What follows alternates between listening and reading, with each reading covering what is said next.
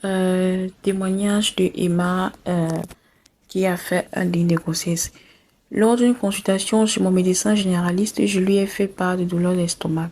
J'avais 23 ans. Par précaution, elle m'a prescrit un bilan complet avec détection des bêta-HCG. Pour moi, ça ne me semblait pas nécessaire car j'étais réglée sans aucun symptôme. Suite à cette prise de sang, mon médecin m'a contacté pour que je vienne au plus vite car elle avait reçu mes résultats d'analyse et qu'il y avait quelque chose. Je me suis rendue à cette consultation et c'est à ce moment-là qu'elle m'a annoncé ma grossesse et que mon taux était aussi élevé. Je devais téléphoner au service de maternité le plus proche de chez moi qui m'attendait pour une échographie d'urgence.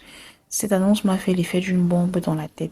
Je ne réalisais pas ce qu'il m'arrivait car avec mon mari, nous n'avions pas le projet de fonder une famille de suite car je n'avais pas d'emploi fixe.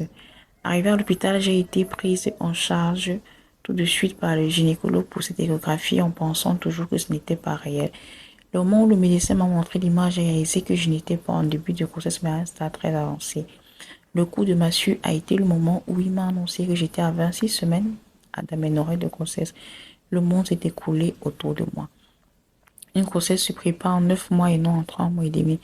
4 jours après cette annonce, mon ventre est sorti. Bébé a pris toute la place dont il avait besoin. Les préparatifs ont dû se faire très rapidement car, comme pour les cas de grossesse, j'ai dû être suivi dans un CHU. Entre l'hospitalisation, tout a dû se faire vite. Mon fils est né à 34 semaines d'aménorrhée, dont un mois avant terme. Le moment de sa naissance a été le plus beau jour de ma vie, malgré toutes les angoisses qui me hantaient si j'allais être une vraie maman.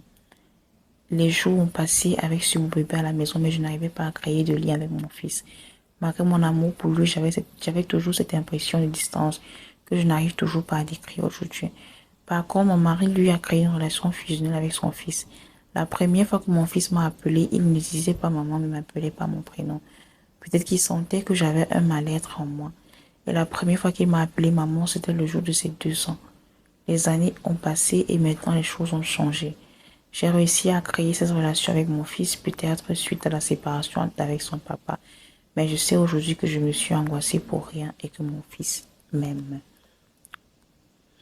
Donc le déni de grossesse, c'est un élément réel.